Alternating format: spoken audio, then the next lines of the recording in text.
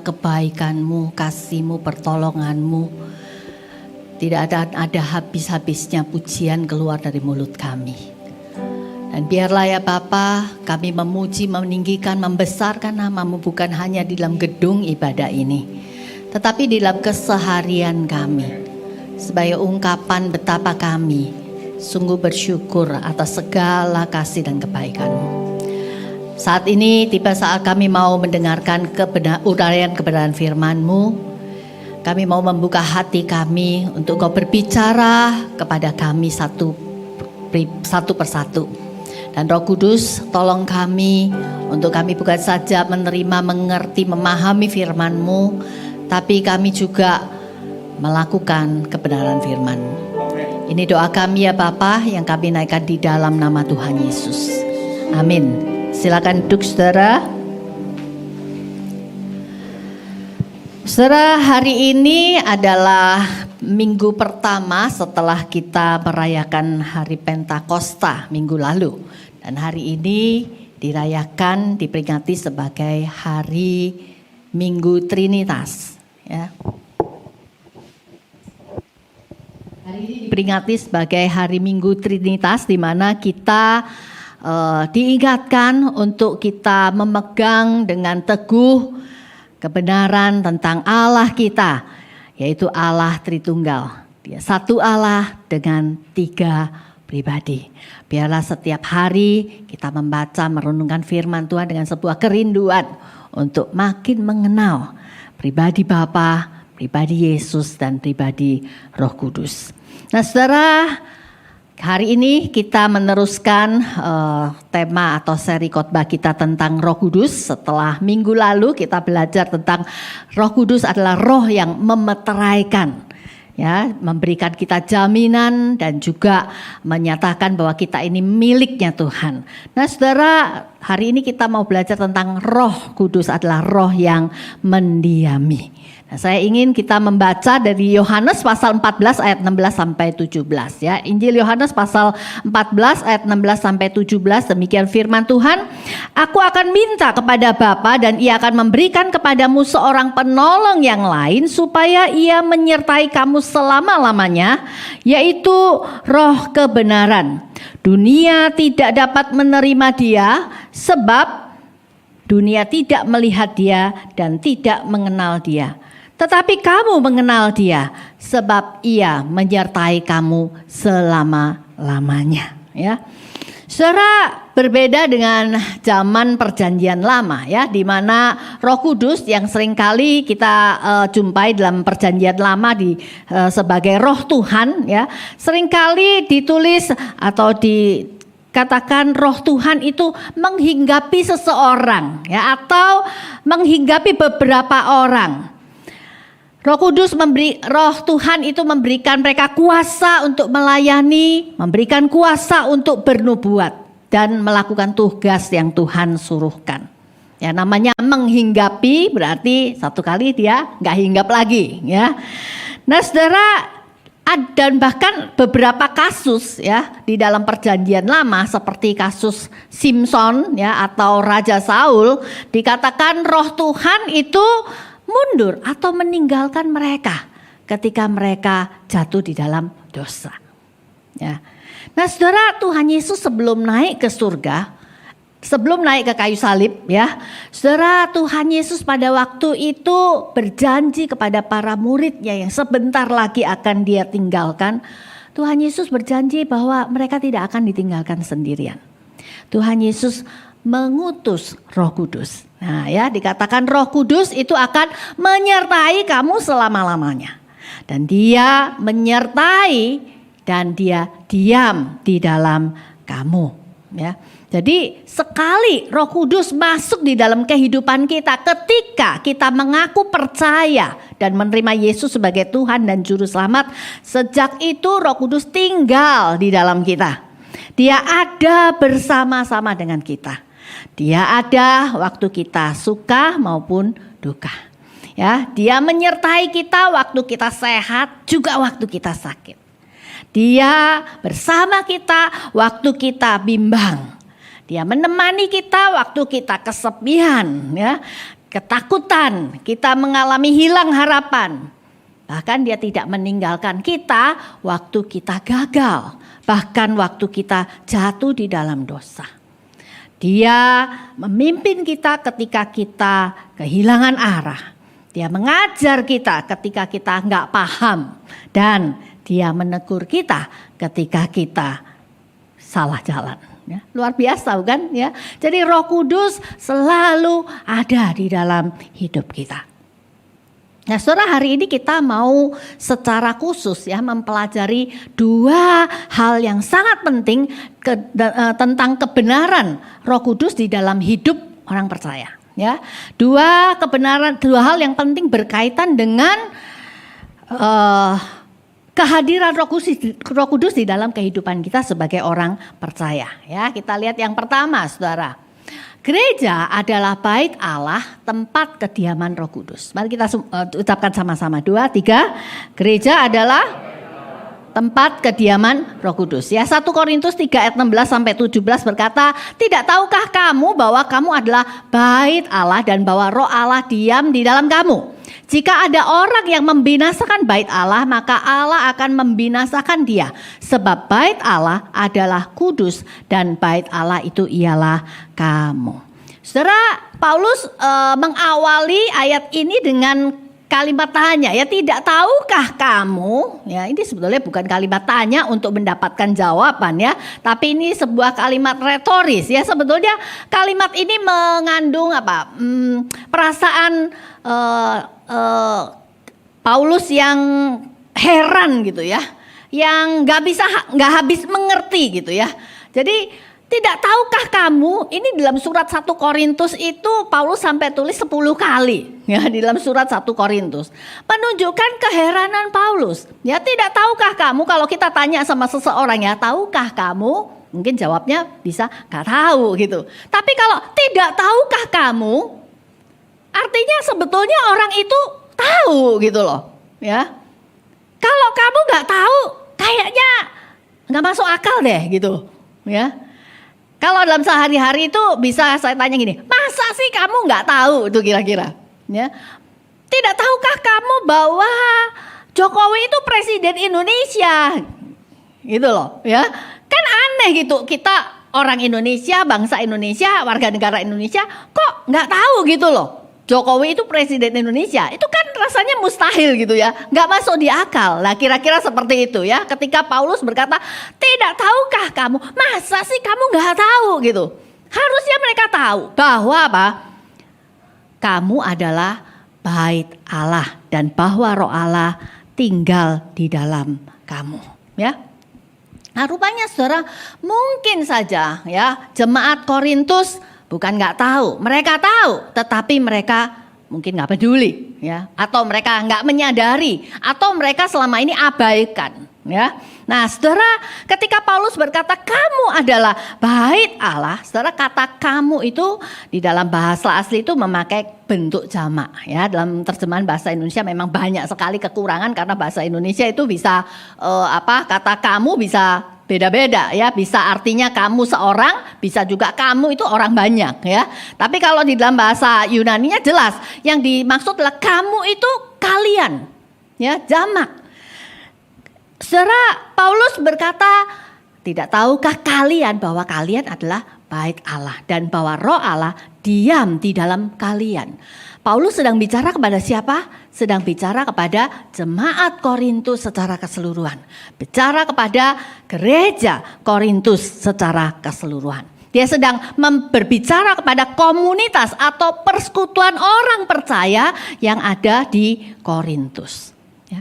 Nah, saudara, jadi gereja itu adalah artinya kumpulan orang yang percaya. Yang dimaksud di sini adalah gereja lokal, ya. Kalau dikatakan gereja atau GKBJ Depok, Gereja Kristen Baptis Jakarta Jemaat Depok. Itu yang dimaksud bukan gedung gereja ini, ya. Yang dimaksud adalah jemaatnya. Orang-orang yang berkumpul beribadah di dalam gedung gereja ini. Ya. Gereja lokal, ya. Jadi saudara, gereja adalah bait Allah, tempat kediaman Roh Allah atau Roh Kudus. Jadi kita ini lagi kumpul di sini nih ya. kitalah gereja. Kalau kita nanti bubar kebaktian, ya kita pulang ke rumah masing-masing, ruangan ini kosong, ini sudah bukan lagi gereja, ini hanya gedung gereja. Ini adalah ruangan ibadah. Gerejanya mana? Kita ini semua. Ya, mengerti sekarang ya? Nah, saudara, kita semua adalah bait Allah. Saudara, kata bait itu juga menggunakan satu kata yang sangat khusus ya, yaitu naos. Itu hanya dipakai menunjuk kepada sebuah ruang ya, maha kudus di bait Allah. Ya, jadi ini kata naos ini menerjemahkan kata di dalam kata bait. Bait itu bahasa Yunani, bahasa Ibrani sebetulnya ya. Itu menunjuk kepada apa? Kepada ruang maha kudus di dalam bait Allah. Saudara, kalau kita baca atau ingin tahu ya, bait Allahnya orang Israel itu terdiri dari 3 kamar. Ya, kamar pertama itu halaman, pelataran. Itu semua orang siapa saja boleh masuk, ya, datang. Kemudian ruang kedua itu adalah ruang kudus, di mana orang Israel saja yang boleh masuk. Orang Yahudi aja boleh masuk dan para imam. Nah, ada ruang ketiga, itu adalah ruang maha kudus. Ruang maha kudus itu adalah hanya para imam besar yang boleh masuk. Cuman 1 tahun 1 kali. Ya, saudara, ketika Paulus menyebut gereja adalah naos, ruang maha kudus, saudara, hal ini pasti sama sekali baru buat orang-orang Yahudi yang menjadi Kristen pada waktu ini. Karena mereka selama ini memahami bahwa hanya seorang imam besar saja yang boleh masuk ke ruang maha kudus itu setahun sekali. Kenapa saudara? Karena di ruang maha kudus itu adalah tempat hadiratnya Allah yang maha kudus. Ya. Saking kudusnya saudara, ya. Seorang imam besar kalau masuk ke ruang maha kudus, dia itu harus mempersiapkan diri, dia harus menyucikan diri ya dengan upacara tertentu, dan kemudian ketika dia masuk, kalau dia kedapatan gak kudus, dia bisa mati saudara. Kenapa? Mati oleh karena di dalam ruang maha kudus itu ada hadir Allah yang maha kudus ya. Sehingga saudara, kalau kita baca gitu ya, catatan-catatan di ensiklopedi gitu ya. Seorang imam besar yang mau melayani masuk ke ruang maha kudus, itu dia harus menggunakan ini ya, gelang yang bunyi, ada bel kecilnya gitu. Jadi kalau dia jalan rincing gitu ya. Nah terus kemudian ketika dia masuk ke dalam ruang maha kudus, selama masih ada bunyi itu, artinya dia masih hidup, aman. Tapi kalau udah gak ada, wah dia pasti mati. Ya, ketika kedapatan dia gak kudus. Makanya selain dipasangin gelang itu juga dia dipasangin tali, saudara. Ya, karena kalau dia mati di sana, gak ada orang yang boleh bisa masuk. Jadi caranya gimana ngangkut jenazahnya keluar? Ditarik, saudara. Itu menggambarkan betapa sucinya ruang maha kudus. Tapi ketika Paulus berkata, kalian, kita semua ini loh, orang yang percaya kepada Tuhan Yesus yang berkumpul adalah naos, bait Allah yang kudus, ruang maha kudus itu. Maka itu adalah sesuatu hal yang wow gitu. Nah saudara, ketika kita mengingat kembali ya, ketika Yesus mati di atas kayu salib, saudara, ada satu peristiwa yang sangat spesial. Di mana ketika Yesus menghembuskan nafasnya, dikatakan di situ tirai bait suci yang memisahkan ruang maha kudus dengan ruang maha kudus itu terbelah 2 dari atas sampai ke bawah. Sehingga tidak ada lagi pemisah antara ruang kudus dengan ruang maha kudus. Artinya apa saudara? Artinya Allah tidak lagi hanya dapat dijumpai oleh seorang imam besar setahun sekali. Allah tidak lagi hanya dapat dijumpai ya di gedung bait Allah di Yerusalem. Karena orang Israel, orang Yahudi itu setahun harus minimal 2 kali pulang ke Yerusalem untuk menyembah dan mempersembahkan korban di bait Allah di Yerusalem. Ya. Allah sekarang bisa dijumpai secara langsung dan personal di dalam kumpulan orang percaya, yaitu gerejanya. Amin. Jadi saudara, kalau saudara kumpul di tempat ini, saudara nggak perlu doa, Tuhan hadirlah di tempat ini. Dia sudah hadir di tengah kita. Dia ada di tengah kita. Ya.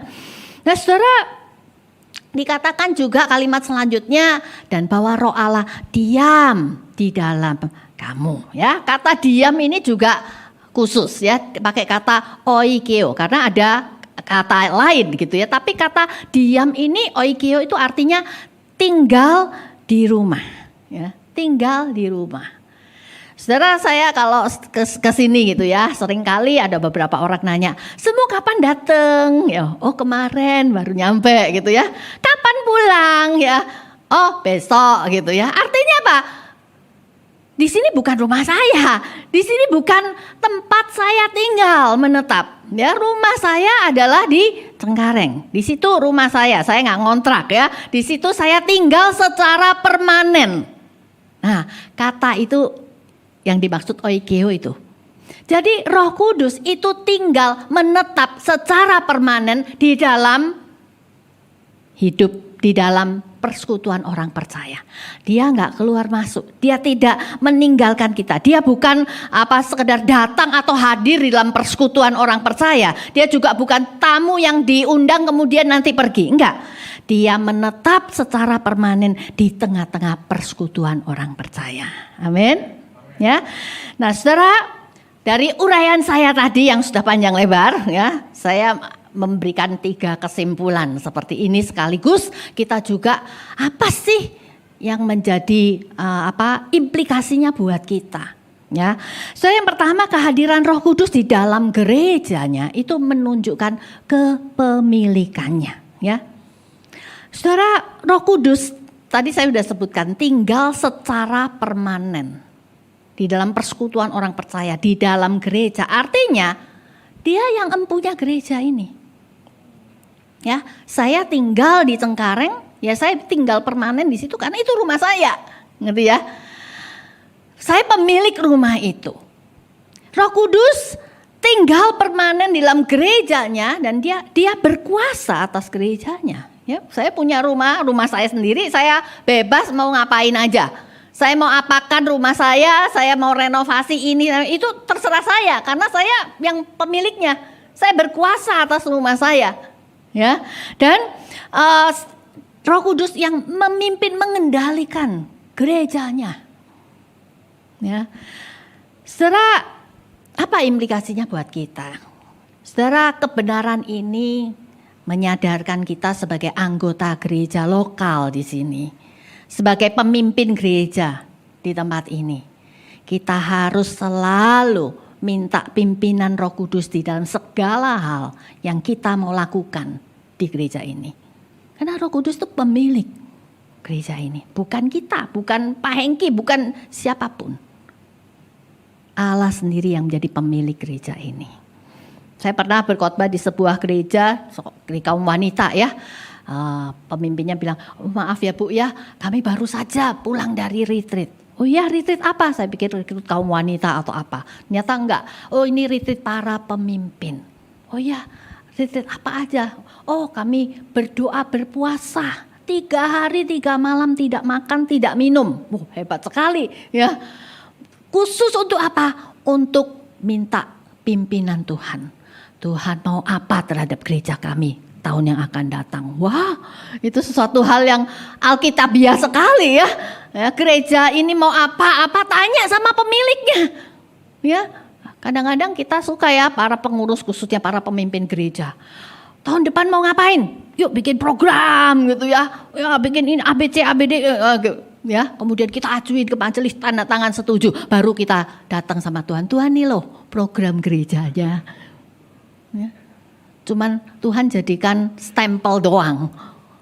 Saudara, gereja ini adalah miliknya Allah.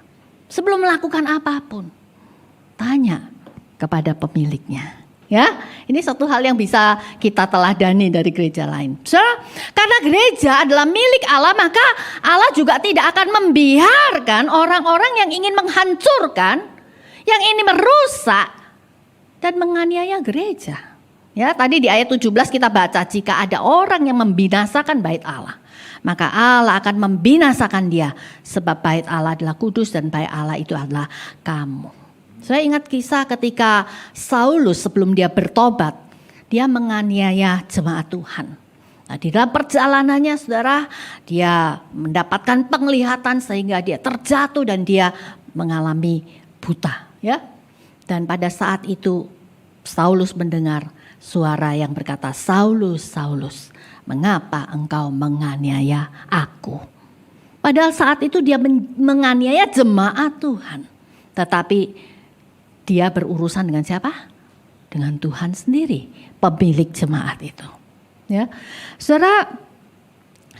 Jadi Roh Kudus pemilik gereja ini, dia akan membela ya, jemaatnya. Nah, saudara, selanjutnya kehadiran Roh Kudus di dalam gereja menunjukkan keintimannya, ya, kedekatannya. Saudara, seperti yang tadi saya sudah uraikan bahwa Allah dekat dengan umatnya. Saudara, ketika Raja Daud ya, dia punya satu kerinduan, saya ingin membangun bait Allah. Karena selama ini dia melihat tabut Tuhan itu di kemah pertemuan ya. Saya ingin membuat sebuah bait Allah sementara aku raja, aku punya istana ya. Jadi dia punya kerinduan untuk membuat bait Allah. Tapi Tuhan bilang apa? Dia bilang, saya gak butuh ruangan. Karena apa? Karena langit dan bumi dan alam semesta ini menjadi tumpuan kakiku. Ya, jadi gak butuh. Tetapi sekalipun demikian, Allah berkenan ya, mau tinggal di dalam bait. Makanya di ruang Maha Kudus itu Allah hadir di sana. Ya. Nah, saudara, ketika Allah ya berkenan hadir di ruang Maha Kudus itu, artinya Allah sedang memberikan dirinya dekat dengan umatnya. Ya.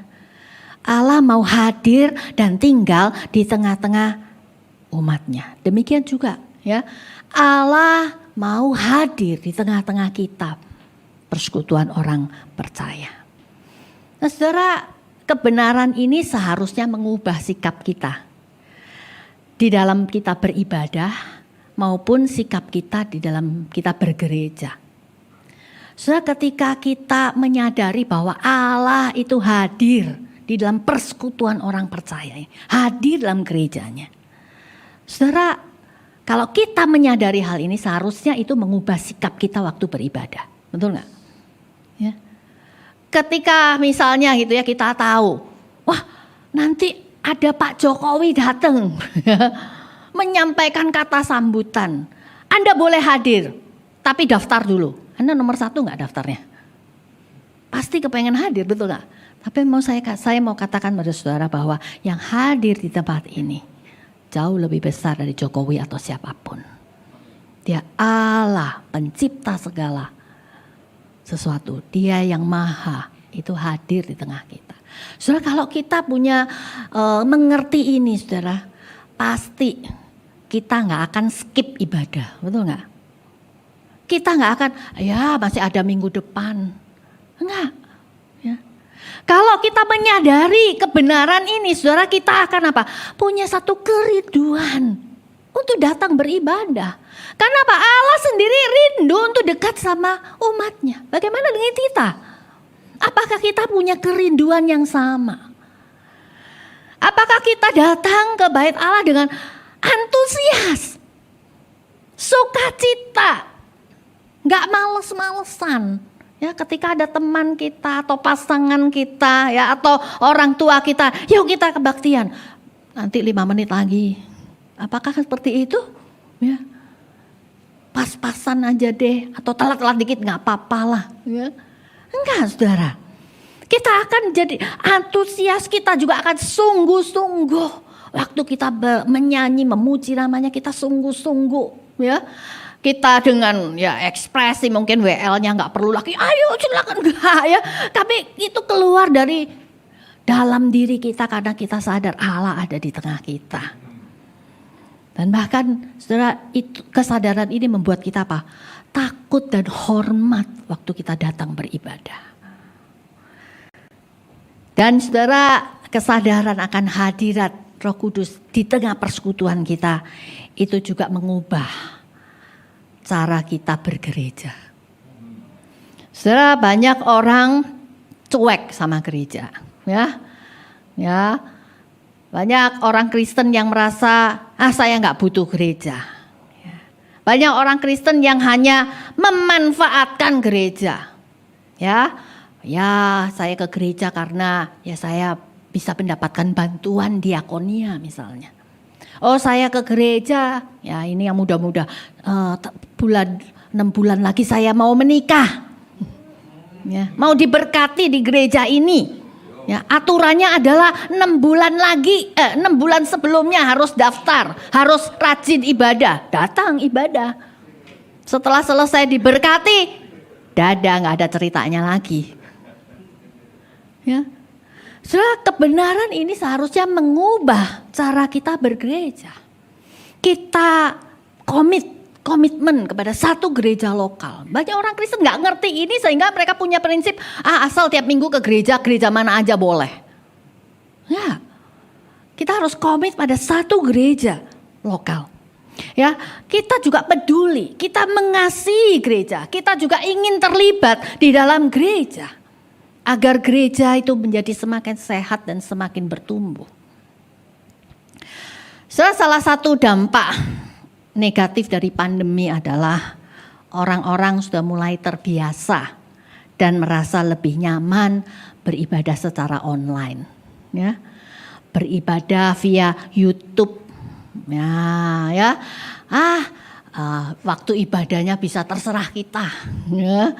Waktu ibadahnya juga lebih santai ya, gak usah mandi juga nggak apa-apa. Ya. Belum sikat gigi juga nggak apa-apa. Ya. Pakai YouTube juga bisa pilih-pilih lagi. Mau gereja mana, mau pengkhotbah mana. Ya.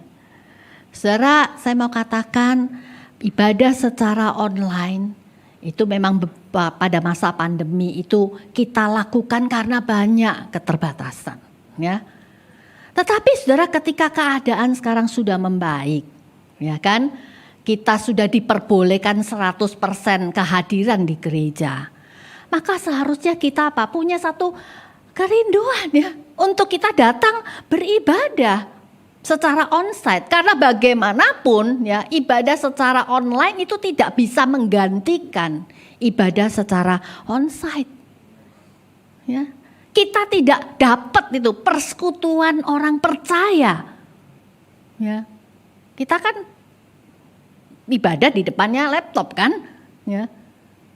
Kita nggak bertemu dengan saudara-saudara kita seiman. Padahal kalian adalah bait Allah. Persekutuan orang percaya. Disitulah ada hadirat Allah. Ya. Ada orang yang berkata, saya nggak butuh gereja mah nggak penting. Gereja mah penuh dengan orang munafik. Ya. Saudara, bagaimana mungkin kita bilang saya mengasihimu Tuhan, sebenarnya Tuhan itu yang mendirikan gerejanya. Ya.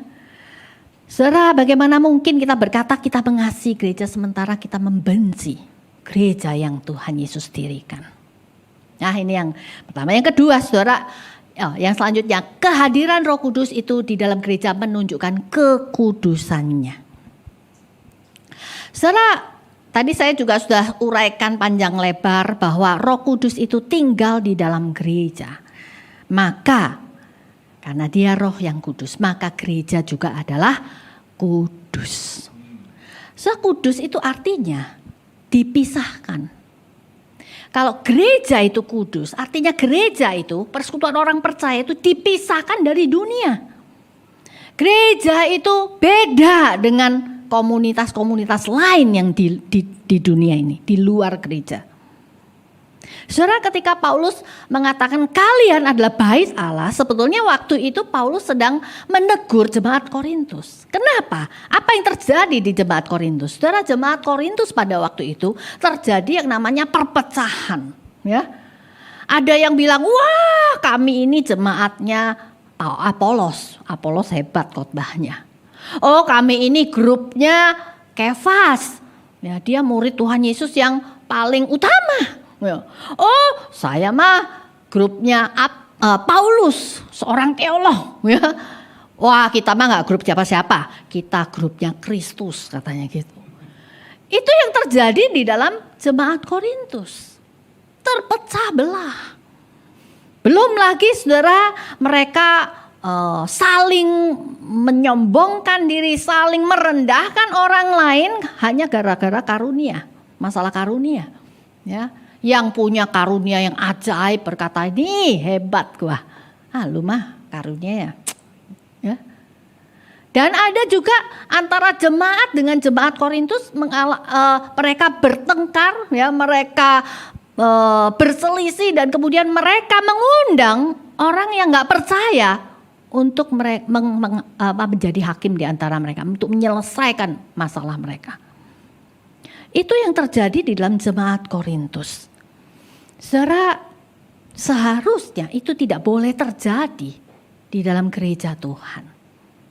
Gereja Tuhan harus berbeda cara hidupnya dengan orang dunia.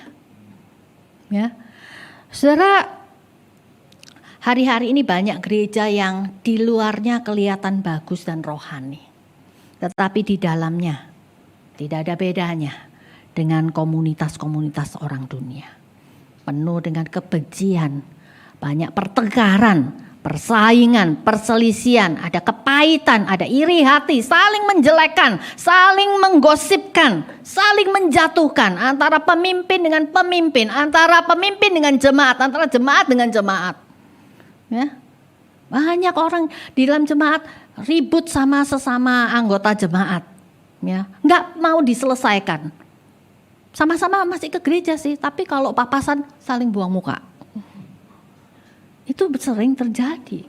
Harusnya kalau kita mengerti ini, itu tidak boleh terjadi di dalam gereja Tuhan. Saudara, kehadiran Roh Kudus dalam gereja juga menunjukkan kekudusannya, artinya bukan cuma dipisahkan dari dunia, tapi juga dipisahkan bagi Allah.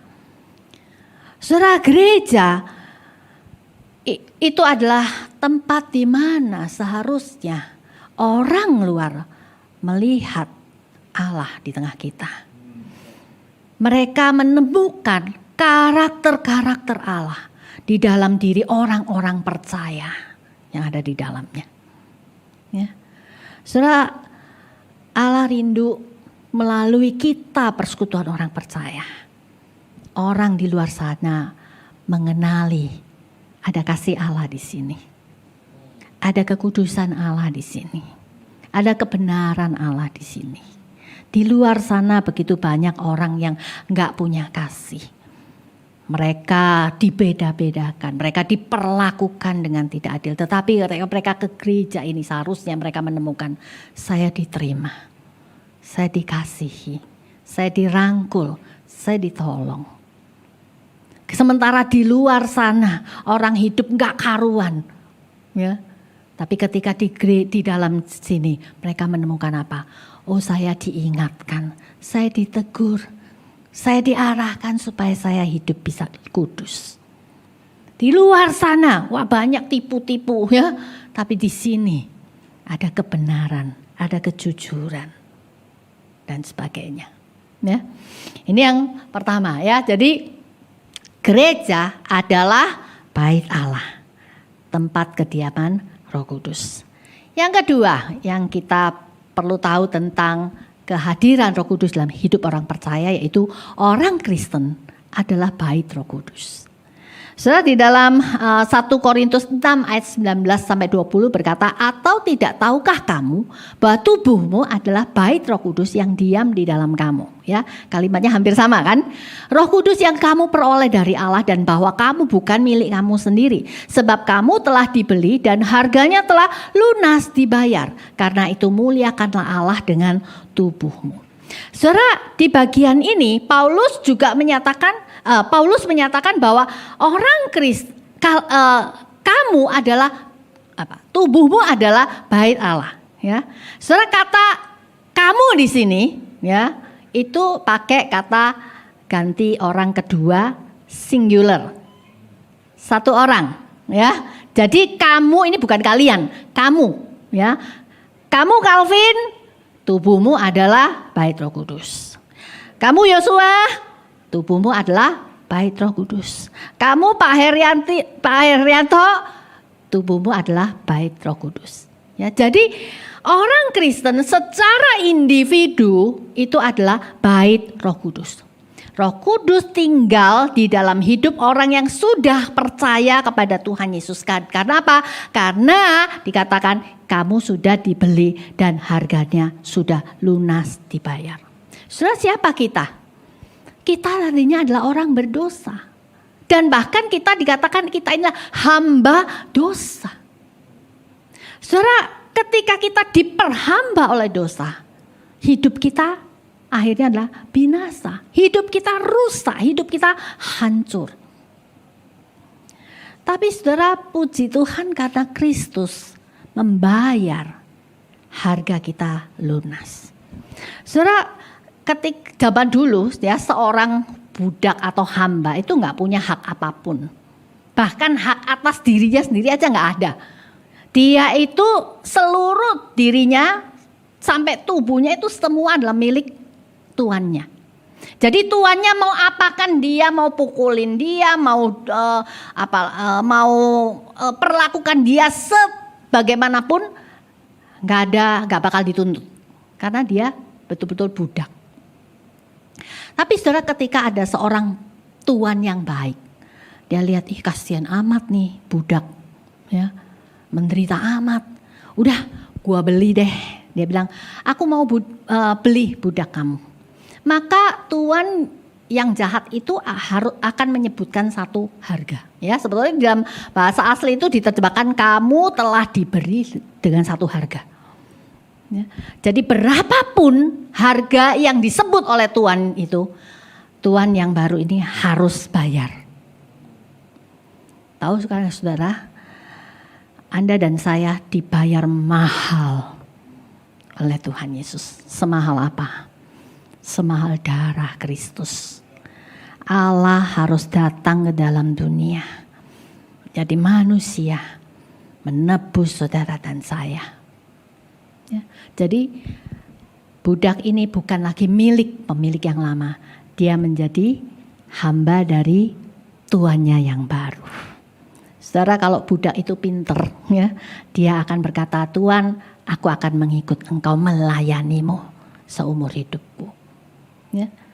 Saudara, kita ini, jadi budak ini tetap di tangan pemilik yang baru, dia juga gak punya hak apa-apa. Dia milik sepenuhnya dari tuannya, tetapi ini tuan yang baik. Saudara, tahukah kita bahwa kita ini juga bukan milik kita sendiri. Kita sudah dibayar lunas oleh darah Tuhan Yesus. Jadi kita, hidup kita, tubuh kita itu bukan milik kita lagi. Tapi milik siapa? Milik Tuhan. Ya. Sehingga saudara, Roh Kudus ketika kita dikatakan tubuh kita adalah bait Roh Kudus yang diutus Kristus diam di dalam kita, ya, maka di dalam kita ini ada roh yang lebih besar dari roh manapun, sehingga kita tidak lagi takluk kepada kuasa iblis atau kuasa dosa. Ya. Nah saudara, kalau kita menyadari ngerti kebenaran ini, saudara, kita akan membawa kita kepada beberapa implikasi, ya. Kehadiran Roh Kudus dalam diri kita sebagai orang percaya itu akan menolong kita untuk jaga tubuh kita dari hal-hal yang merusak. Kenapa? Tubuh kita bukan milik kita. Jangan lagi punya anggapan ini badan-badan saya sendiri, ini tubuh-tubuh saya sendiri, mau gua apain terserah gua. Enggak.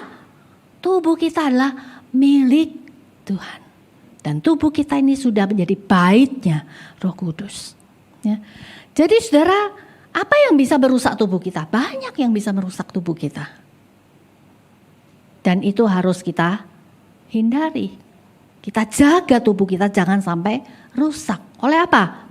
Ya, kalau saudara bekerja atau belajar, gak kenal lelah, gak pernah istirahat, pagi, siang, sore, malam masih lembur terus, ya, badanmu rusak. Engkau tidak menjaga tubuhmu. Ya, bekerja baik gak? Baik, tapi kalau kau gak pernah istirahat, Tuhan menciptakan tubuh kita ini bukan mesin loh ya. 6 hari kerja, hari ke-7 istirahat. Ya.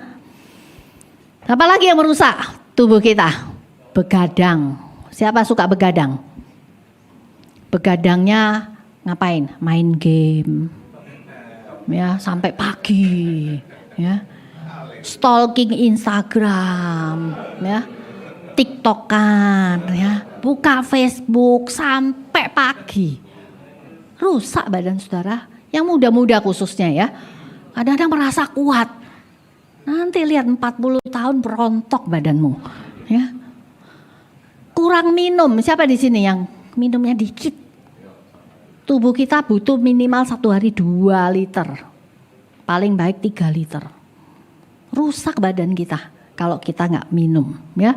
Makanan yang minim gizi, junk food melulu, ya. Kalau yang lebih tua itu suka berlemak, kolesterol,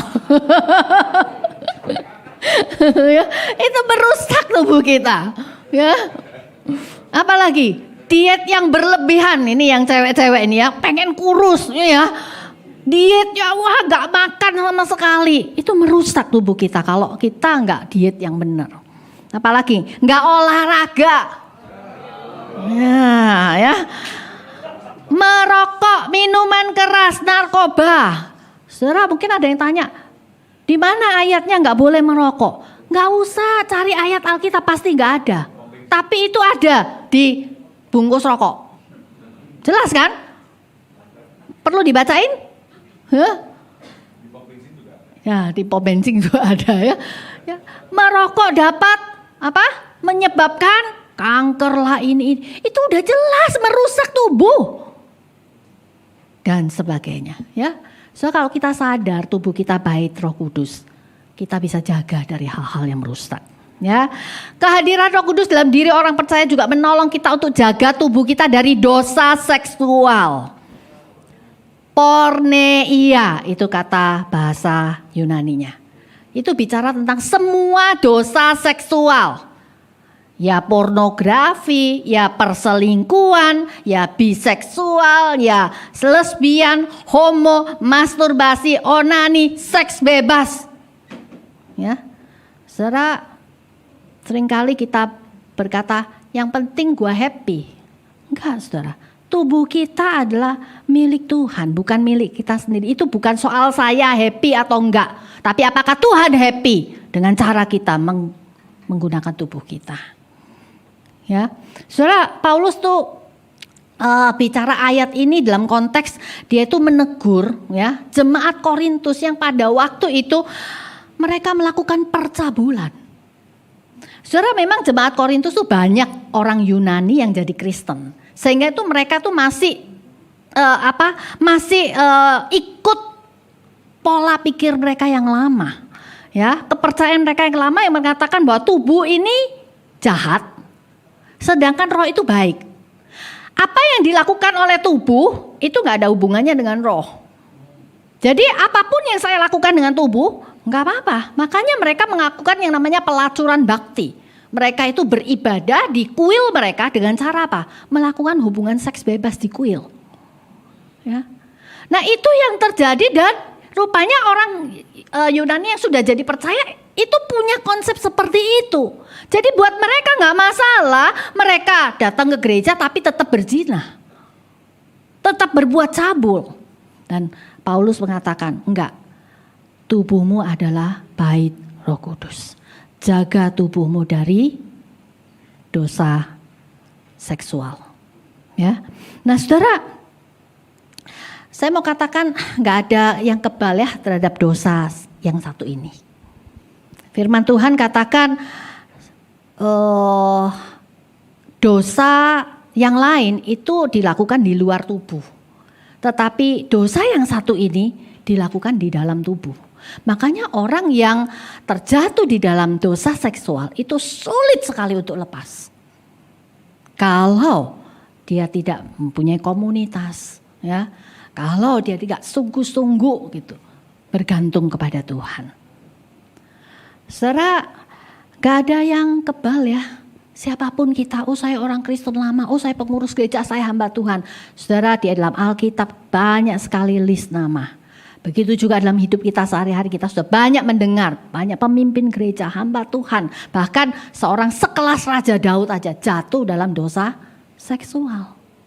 Makanya saudara, baik kita yang sudah berumah tangga maupun yang masih single, jaga tubuh kita dari dosa seksual. Tolong ya. Tolong boleh di ini kan? Ya. Saudara, dengan cara gimana? Cuman satu aja caranya kalau kita mau terhindar dari dosa seksual. Caranya Yusuf, lari menjauh. Jangan malah mendekat. Udah tahu ada godaan, nggak apa-apa, gue kuat kok. Jatuhlah. Ya. Saya bisa kok, saya doa terus kok tiap hari. Enggak. Saya sama Musa Hengki, kami suami istri saling menjaga. Ya, doa sama-sama. Karena pencobaan itu datang kapan saja kan kita nggak tahu. Makanya saudara, kalau suami saya pergi ke luar kota sendirian, saya mesti doa yang kenceng. Karena pasti godaannya banyak saudara. Ya. Gini-gini banyak penggemarnya saudara.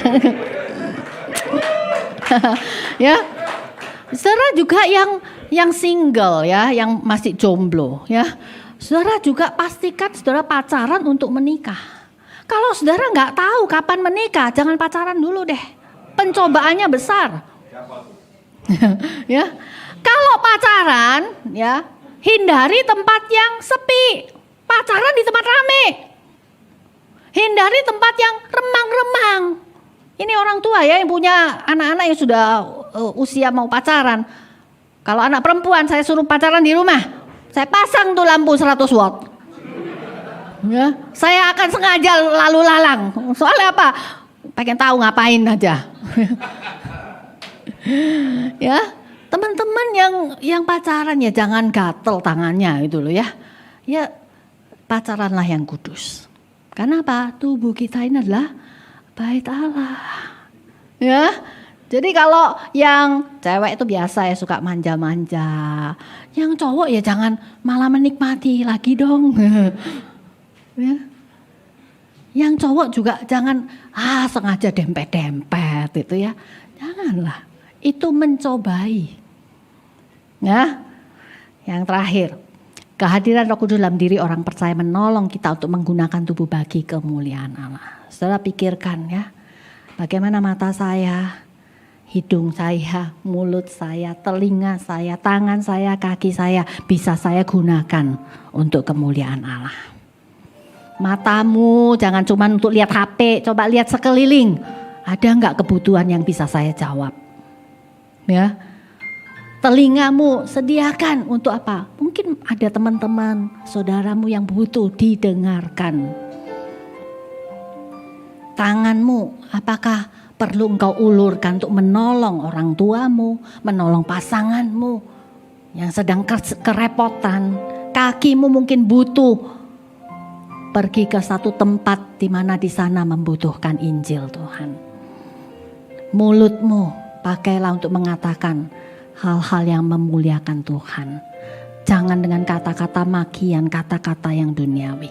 Pastikan kata-katamu adalah kata-kata yang baik dan membangun. Amin saudara. Mari kita berdoa.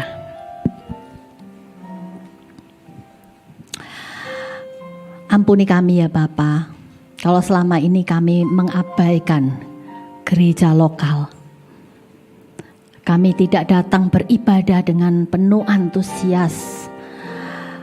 Ampuni kami ya Tuhan, kalau kami selama ini tidak memandang bahwa tubuh kami adalah bait Roh Kudus sehingga kami sembarangan menggunakan tubuh kami.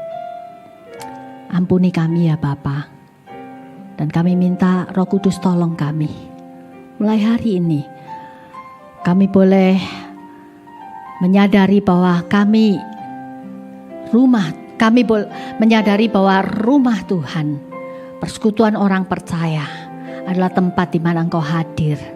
Dan biarlah itu mengubah cara kami beribadah dan cara kami bergereja. Tolong kami ya Roh Kudus, untuk mulai sekarang menggunakan tubuh kami untuk memuliakan nama-Mu. Ini doa kami ya Bapa. Kami minta di dalam nama Tuhan Yesus. Amin. Tuhan berkati.